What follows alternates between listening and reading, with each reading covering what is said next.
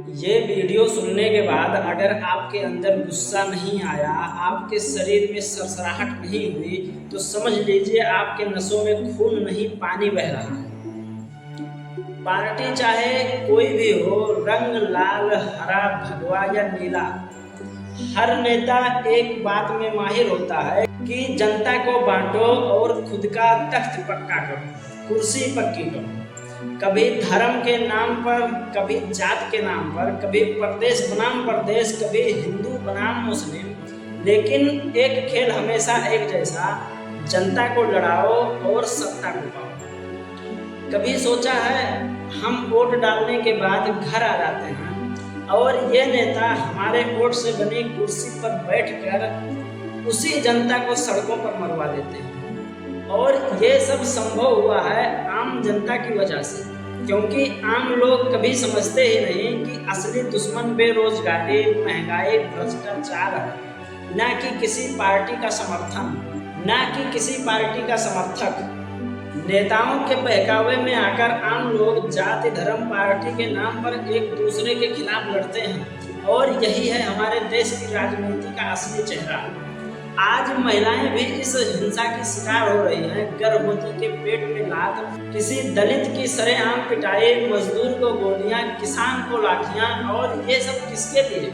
उन नेताओं के लिए जो अगले दिन एयर कंडीशन में बैठकर टीवी देखते हुए हंसते हैं।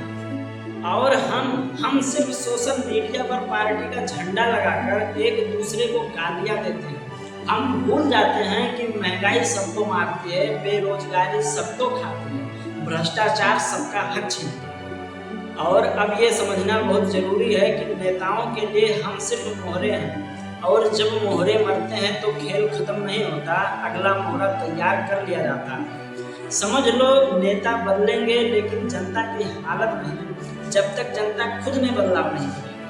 अगली बार जब कोई आपको राजनीति के नाम पर लड़ाए तो उससे एक सवाल पूछना कि भाई मेरे पेट में राशन डालोगे या मेरे हाथ में पत्थर?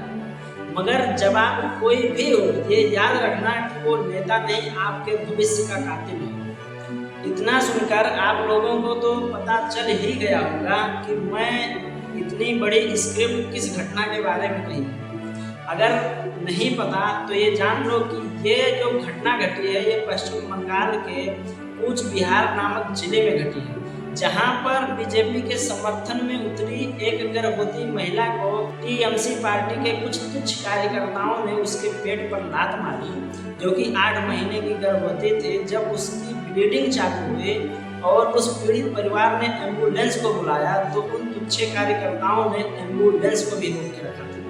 बाद में फिर उनके बड़े बड़े नेताओं के ये बयान आने लगे कि अगर बीजेपी का समर्थन करोगे तो यही होगा, और अगर ममता बनर्जी को गाली दोगे तो यही होगा।